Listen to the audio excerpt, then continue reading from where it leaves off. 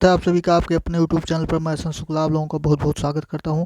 दोस्तों, आज के इस इम्पॉर्टेंट वीडियो में हम चर्चा करेंगे बीए थर्ड ईयर के स्टूडेंट्स के लिए। जी हाँ, जो भी हमारे स्टूडेंट बीए थर्ड ईयर में हैं वो फटाफट इस वीडियो को देखें। दोस्तों, आज के इस वीडियो में आपके मॉडल पेपर के बारे में चर्चा की जाएगी और ये पेपर आपका एग्ज़ाम 2021 का पेपर है। जी हाँ, 2021 का पेपर है। आपके एग्ज़ाम में किस तरह का पेपर आया हुआ था, कौन कौन से इंपॉर्टेंट क्वेश्चन थे, वो सारा पेपर यहाँ पर दिखाया जा रहा है। इसमें आप समझ लीजिए कि कौन कौन से इंपॉर्टेंट क्वेश्चन हैं जो आपकी आने वाली परीक्षा की दृष्टि से बहुत ही महत्वपूर्ण होंगे। तो ये सारे इंपॉर्टेंट क्वेश्चन दोस्तों यहाँ पर आपके प्रस्तुत हैं, आप इसको देखिए। और जो भी हमारे स्टूडेंट चैनल पर नए हों, फटाफट चैनल को सब्सक्राइब कर लीजिए, बेल आइकन प्रेस कर दीजिए ताकि जो भी नए वीडियो हों उनकी जैसे अपलोड किया जाए उनको आप उसकी नोटिफिकेशन जो है वो आपको मिलती रहे और उससे आप जानकारी प्राप्त करते रहें।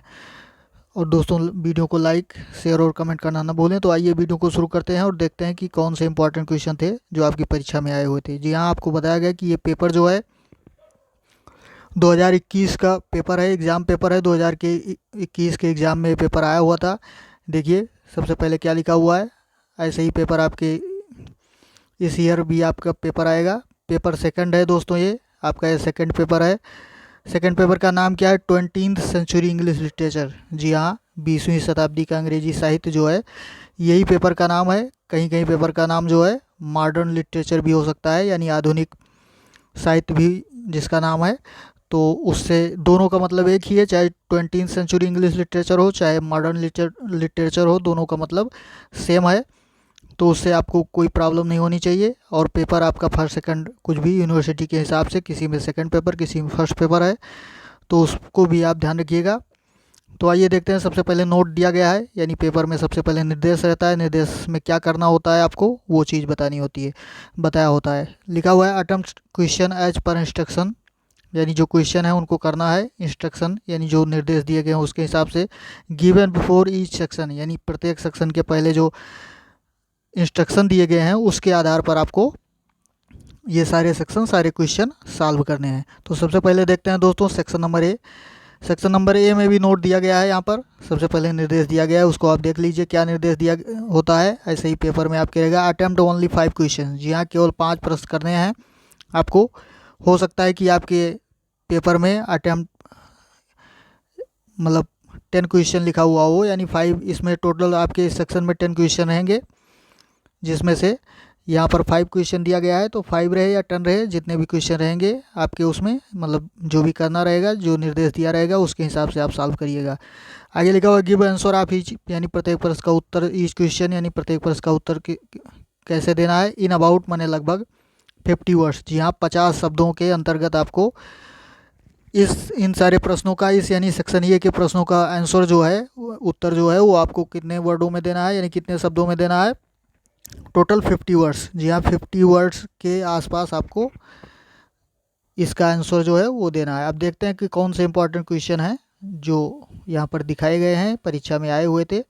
उसके हिसाब से आप देख लीजिए फटाफट। क्वेश्चन नंबर 1 दिया गया है, यानी पहला प्रश्न दिया गया है, पहले के पहला खंड। यहाँ पर पहला क्वेश्चन इसमें है differentiate between subjective and objective poetry. जी हाँ, सब्जेक्टिव और ऑब्जेक्टिव पोइट्री जो है, काव्य जो है, इसके बीच में क्या करना है, आपको डिफरेंस बताना है, यानी अंतर बताना है। यानी क्या अंतर है वैयक्तिक या अवैयक्तिक काव्य जो होता है, यानी क्या अंतर होता है दोनों के बीच में, इसको आपको बताना है। नेक्स्ट क्वेश्चन आपको देखते हैं दोस्तों कौन सा क्वेश्चन है जो परीक्षा में आया हुआ था। What is a dramatic monologue. जी हाँ, ये बहुत इंपॉर्टेंट क्वेश्चन है कि ड्रामेटिक मोनोलॉग नाटकीय एकालाप, इसका मतलब नाटकीय एकालाप होता है। यानी नाटकीय एकालाप क्या है, ये क्वेश्चन बार बार रिपीट होता रहता है दोस्तों। ये बहुत इंपॉर्टेंट क्वेश्चन आपकी परीक्षा के लिए होगा, तो इसको आप फटाफट याद कर लीजिए। इसका जो डिफिनीसन है वो पीछे जो वीडियो अपलोड किए गए हैं, इसकी परिभाषा जो है वो पीछे के वीडियो में दी गई है, आप उसको पढ़ लीजिए। जो पहले वीडियो डाले गए हैं, आप चैनल के प्लेलिस्ट, चैनल पे उसकी जो प्लेलिस्ट है आपके ईयर की यानी थर्ड ईयर की, उसको ओपन कर लीजिए और उस प्लेलिस्ट में सारे वीडियो इंक्लूड हैं आपके ईयर के, आप उसको देख सकते हैं। नेक्स्ट क्वेश्चन है who use the word essay for the first time. जी हाँ, पहली बार ऐसे शब्द का प्रयोग किसने किया है। ऐसे यानी निबंध जो है, इस शब्द का प्रयोग जो है सबसे पहले किसने किया।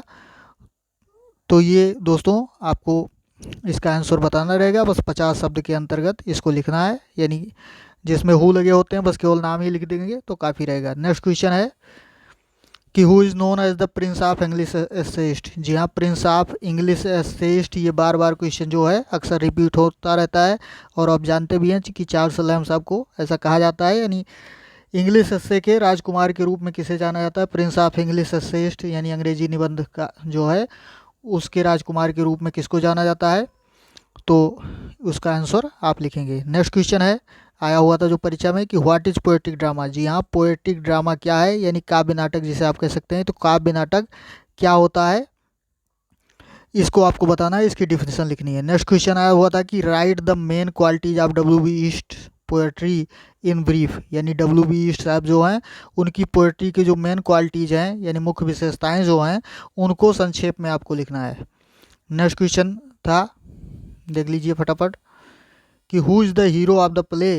यानी who is the hero of the play look back in anger. जी हाँ, लॉक बैक इन एंगर जो ये आपका प्ले है, इसका हीरो कौन है, इसका नायक या अभिनेता कौन है, इसके बारे में इसका आंसर आपको बताना था। नेक्स्ट क्वेश्चन है, what message does Robert Frost want to give to throw. यानी कौन सा मैसेज रॉबर्ट फ्रॉस्ट जो हैं वो कौन सा मैसेज देना चाहते हैं, वांट टू गिव यानी देना चाहते हैं, थ्रो हिज पोयम। आगे देखिए यहाँ पर लिखा हुआ है,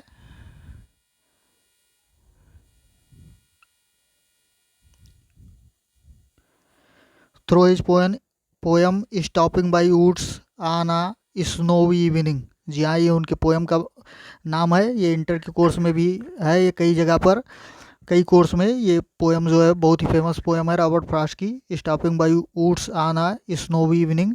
यानी इस पोयम से वो क्या चीज़ क्या संदेश देना चाहते हैं तो ये बताना है दोस्तों। नेक्स्ट क्वेश्चन यानी पहले का 9वां नंबर जो है वो क्या आया हुआ था, कि what is the name of Yeats daughter. यानी ईट्स की पुत्री का क्या नाम है, फॉर होम जिसके लिए ही wrote the poem a prayer for my daughter. जी हाँ, ये पोएम जो है आपके कोर्स में इंक्लूड है कि आप प्रेयर फॉर माई डॉटर, ये पोएम जो है तो इसमें जिस पुत्री का नाम उन्होंने मतलब किस पुत्री मतलब पुत्री का क्या नाम था जिसके बारे में पोएम लिखा हुआ है। नेक्स्ट क्वेश्चन देखते हैं कि 10वां नंबर क्या आया हुआ था, ये छोटा क्वेश्चन जो है, right any 3 qualities of Virginia Woolf essay with Shakespeare. यानी वर्जीनिया वुल्फ का जो एसे है शेक्सपियर साहब के साथ, तो उसकी क्या करनी है, 3 क्वालिटीज यानी 3 विशेषताएं बतानी है। 3 विशेषताएं वर्जीनिया वुल्फ के एसे की बतानी है विथ शेक्सपियर यानी शेक्सपियर के साथ। नेक्स्ट सेक्शन आ जाता है दोस्तों, अब सेक्शन ये आपका क्लियर हो गया। यानी 10 इंपॉर्टेंट क्वेश्चन जो हैं यानी 10 इंपॉर्टेंट क्वेश्चन आपके सेक्शन ये में आते हैं, जिनमें से ऊपर निर्देश दिया गया था कि केवल 5 क्वेश्चन आपको अटेम्प्ट करने हैं। अब 5 की जगह पर आपको अगर एवरी क्वेश्चन लिखा हुआ है यानी अटेम्प्ट ऑल क्वेश्चंस लिखा हुआ है यानी सारे प्रश्न आपको करना है, तो आप 10 का 10 करिए। अगर 5 लिखा हुआ है तो 5 करिए, जैसा निर्देश दिया रहेगा वैसा करना होगा। नेक्स्ट क्वेश्चन देखते हैं, नेक्स्ट सेक्शन देखते हैं, सेक्शन बी आपका आ जाता है। अब इसमें क्या होता है, नोट देख लीजिए, यहाँ पर लिखा हुआ है अटेम्प्ट ओनली 2 क्वेश्चन, केवल 2 प्रश्नों के उत्तर देने हैं। इस क्वेश्चन में दोस्तों, इस सेक्शन में दोस्तों 5 क्वेश्चन भी हो सकते हैं कि अटेम्प्ट ओनली 5 क्वेश्चन या अटेम्प्ट ऑल क्वेश्चन ऐसे करके हो सकता है। तो जितने प्रश्न का उत्तर आपको देना होगा उसी को लिखना है। गिव आंसर ऑफ ईच, प्रत्येक का ईच क्वेश्चन यानी प्रत्येक प्रश्न का उत्तर जो है इन अबाउट 200 वर्ड्स यानी 200 शब्दों में देना है। जी हाँ, ये आपके लघु उत्तरीय टाइप के प्रश्न हैं, यानी प्रत्येक प्रश्न का उत्तर जो है वो 200 शब्दों में देना है। अब क्वेश्चन देखिए कि कौन कौन से क्वेश्चन है। सबसे पहले दिया गया है कौन सा क्वेश्चन, क्वेश्चन नंबर 2 है, यानी पूरे पेपर का दूसरा प्रश्न है, लेकिन फाइनली इस सेक्शन का जो है वो पहला क्वेश्चन है। क्या दिया गया है क्वेश्चन नंबर, यहाँ पर देख लीजिए कि कौन सा क्वेश्चन है ये।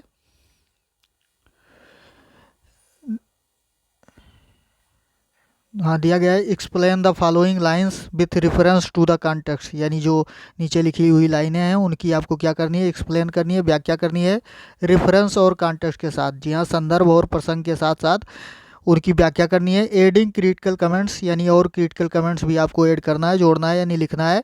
आलोचनात्मक टिप्पणी आपको लिखनी है नीचे, जैसा कि हिंदी में भी आप लिखते हैं काव्य सौंदर्य या टिप्पणी जो नीचे लिखा जाता है वही चीज़ है ये।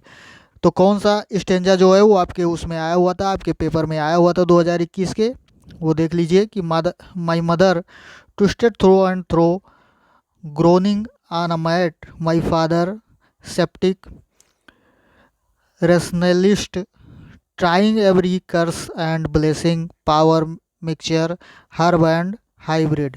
जी हाँ, ये जो स्टेंजा आपका है, ये किस पोयम का है, आपको रेफरेंस में यही चीज़ लिखना होता है कि दीज लाइन्स या this stanza has been, this stanza लिखा हुआ है। आप अगर ऐसे लिखते हैं कि दिस स्टेंजा तो हैज़ बीन लगाएंगे, अगर दीज लाइन्स लिखते हैं तो आप हैव बीन लगाएंगे। तो हैव बीन या has been taken from the poem. अब पोएम का नाम उसके आगे कौन से पोएम का है और कंपोज्ड बाई यानी उसके राइटर का नाम जो है, वो कंपोजर का नाम यानी रचयिता का नाम लिखना होता है।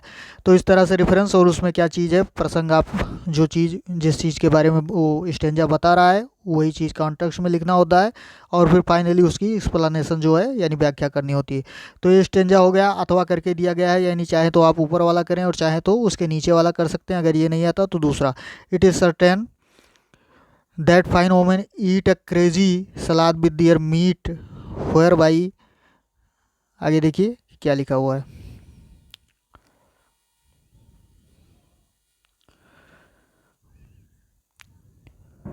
Whereby the horn of plenty is undone. जी हाँ, आप इस पैसेज की यानी इस स्टेंजा की व्याख्या आप उसी तरह कर सकते हैं जैसा बताया गया कि रेफरेंस, कॉन्टेक्स्ट और एक्सप्लेनेशन। अब क्वेश्चन नंबर 3 देखते हैं कि क्या होता है। Explain the following lines with reference to the context by adding critical comment. जी हाँ, वही बात आपको इसमें भी करनी है, यानी संदर्भ सहित व्याख्या करनी है, प्रसंग लिखना है और क्रिटिकल कमेंट भी लिखना है।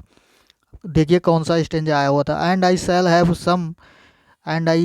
Have some peace there for peace comes dropping slow, dropping from the wheels of the morning to where the cricket sings their midnight shall a glimmer and noon a purple glow and evening full of liminants wings। अब ये देखिए आपका stanza था, इसकी भी वही चीज़ करनी है, यानी संदर्भ सहित व्याख्या। ओ आर करके अथवा करके दिया गया है, यानी चाहे तो आप वो वाला करें और अथवा करके, अगर वो नहीं आता तो ये कर सकते हैं कि क्या लिखा हुआ है कि and indeed there will be time to wonder do I dare and do I dare time to turn back and descend the stair with a bald spot in the middle of my hair. जी हाँ, ये stanza important stanza है जो आपके exam में आया हुआ था। तो इसको आप पढ़ लीजिएगा दोस्तों, देख लीजिएगा कि किस लेसन से है और इसकी व्याख्या क्या है। आप इसकी व्याख्या लिख सकते हैं आसानी से। अब नेक्स्ट क्वेश्चन देखते हैं दोस्तों कि कौन सा क्वेश्चन है जो आपकी परीक्षा में आया हुआ था। तो यहाँ पर देखिए क्वेश्चन नंबर 4 दिया गया है कि explain the following lines they will, हाँ ऊपर उसी का है, उसी स्टेंजा का, कि they will say how his here is growing thin, यानी ये उसी स्टेंजा का ऊपर वाली लाइन है। क्वेश्चन नंबर 4 देखिए कि explain the following lines with reference to the context and add critical note, यानी वही चीज़ करना है आपको, रेफरेंस और कॉन्टेक्स्ट के साथ आपको एक्सप्लेनेशन करना है और क्रिटिकल नोट भी लिखना है। देखिए and now the day and the hour had come, the serpent was about to swallow the sun, bracket में it was about to swallow him in Sumatra, at any rate at Banaras it would do no more than nibble imperceptibly at the edge of his disc, the serpent should one say was going to try to swallow the sun। ये आपका bracket में लिखा हुआ था। उसके बाद a million of men and women had, यहाँ पर देखिए आगे देखिए इसके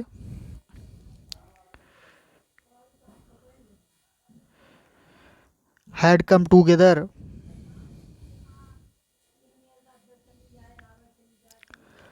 at Banaras to assist the light of heaven against his enemy। यानी जैसा कि बार बार बनारस शब्द का आया तो आप समझ ही चुके होंगे कि ये लाइंस जो हैं किस चैप्टर से हैं, तो बनारस चैप्टर से हैं दोस्तों। अब देखिए ओ आर करके दिया गया है कि अथवा करके, यानी अगर वो नहीं कर पाते तो क्या करेंगे आप, नीचे वाला कर सकते हैं कि let me imagine since facts are so hard to come by what would have happened and Shakespeare had a wonderfully gifted sister called Judith, let us say Shakespeare himself went, very probably his mother was an heiress to the grammar school where he may have learnt Latin। जी हाँ, इस passage से भी आप पढ़ के समझ गए होंगे कि कौन से चैप्टर का ये है। तो जूडिथ शेक्सपियर जो वर्जीनिया वुल्फ का लिखा हुआ ये है, उसी ये चैप्टर उसी से लिया गया है दोस्तों। तो ऐसे ही आप समझ के इसको एक्सप्लेन कर सकते हैं, ये आपके पेपर में आया हुआ था। नेक्स्ट क्वेश्चन देखते हैं दोस्तों, क्वेश्चन नंबर 5 उसी में दिया गया है कि क्वेश्चन नंबर 5 क्या दिया गया है, देख लीजिए कि write a critical appreciation of the poem stopping by woods on a snowy evening, यानी वही पोएम जो रॉबर्ट फ्रॉस्ट साहब की अभी ऊपर बात हो रही थी। तो उसी पोएम का क्या करना है, क्रिटिकल अप्रिसिएशन यानी आलोचनात्मक प्रशंसा लिख दी है इस पोएम की। OR करके इसमें भी दिया गया है, यानी अगर ये नहीं आता तो आप दूसरा क्वेश्चन क्या करेंगे कि डिस्कस निसम इज़कियल एज अ पोएट। जी हाँ, निसम इज़कियल साहब एक पोएट के रूप में, यानी उनकी व्याख्या कर, मतलब इस बात की आपको डिस्कस करना है, चर्चा करनी है, लिखना है इनके बारे में। क्वेश्चन नंबर 6 देखते हैं क्या हुआ था कि write a critical note on the plot construction of look back in anger, यानी ये जो क्रिटिकल नोट इस पे लिखना है आपको, आलोचनात्मक एक लेख लिखना है। प्लॉट कंस्ट्रक्शन जो है, कथानक का जो निर्माण वहाँ इस चैप्टर में किया गया है लुक बैक इन एंगर में, तो उसमें क्या करना है आपको, कथानक निर्माण पर क्या करना है, एक आलोचनात्मक टिप्पणी लिखनी है, आलोचनात्मक लेख लिखना है। नेक्स्ट क्वेश्चन OR करके दिया हुआ है कि give a character sketch of Helena, अथवा आपको क्या करना है, अगर ये नहीं आता तो आप हेलेना का कैरेक्टर स्केच लिख दीजिए, चरित्र चित्रण लिख दीजिए। ये इंपॉर्टेंट क्वेश्चन आपकी परीक्षा में आए हुए थे। अब आता है दोस्तों सेक्शन नंबर C, यानी जिसमें आपके लॉन्ग आंसर होते हैं। नोट सबसे पहले देख लीजिए, लिखा गया है कि अटेम्प्ट ओनली वन क्वेश्चन, यानी केवल एक ही प्रश्न करना है। Give answer of question in about 500 words, यानी 500 शब्दों में इनका उत्तर लिखना है। यहाँ पर अटेम्प्ट ओनली 2 क्वेश्चन भी हो सकते हैं दोस्तों, यानी 1 या 2 क्वेश्चन हो सकते हैं। तो जितने क्वेश्चन रहेंगे उनको आपको 500 वर्ड्स में, यानी लगभग 500 शब्दों में उसका आंसर जो है वो देना होता है। क्वेश्चन नंबर 7 देखिए दोस्तों, क्या लिखा हुआ है कि discuss T.S. Eliot as a modern poet. जी हाँ, एक आधुनिक कवि के रूप में T.S. इलियट साहब की चर्चा आपको करनी है। क्वेश्चन नंबर 8 देख लीजिए कि discuss a note on Aldous Huxley's prose style, यानी अल्डस हक्सले साहब की प्रोज स्टाइल यानी गद्य शैली के बारे में आपको एक नोट लिखना था। नेक्स्ट क्वेश्चन है कि give a critical appreciation of the essay Banaras, यानी बनारस का क्रिटिकल अप्रिसिएशन यानी आलोचनात्मक प्रशंसा करनी है जो बनारस एस्से है इसके बारे में। 10वां क्वेश्चन आपका था दोस्तों कि discuss Virginia Woolf as an essayist, यानी वर्जीनिया वुल्फ का वर्णन आपको, चर्चा उनकी करनी है किसके रूप में, एक एसेइस्ट यानी एक निबंधकार के रूप में। तो ये दोस्तों आपका ये 2021 यानी 2021 का पेपर था जो आपकी परीक्षा में पूछा गया था। तो ये सारे इंपॉर्टेंट क्वेश्चन दोस्तों आप देख लीजिए, आपकी आने वाली परीक्षा के लिए बहुत ही महत्वपूर्ण होंगे। और दोस्तों वीडियो को लाइक, शेयर और कमेंट करना ना भूलें। तो आज के वीडियो में दोस्तों इतना ही, मिलते हैं अगले वीडियो में। धन्यवाद, जय हिंद।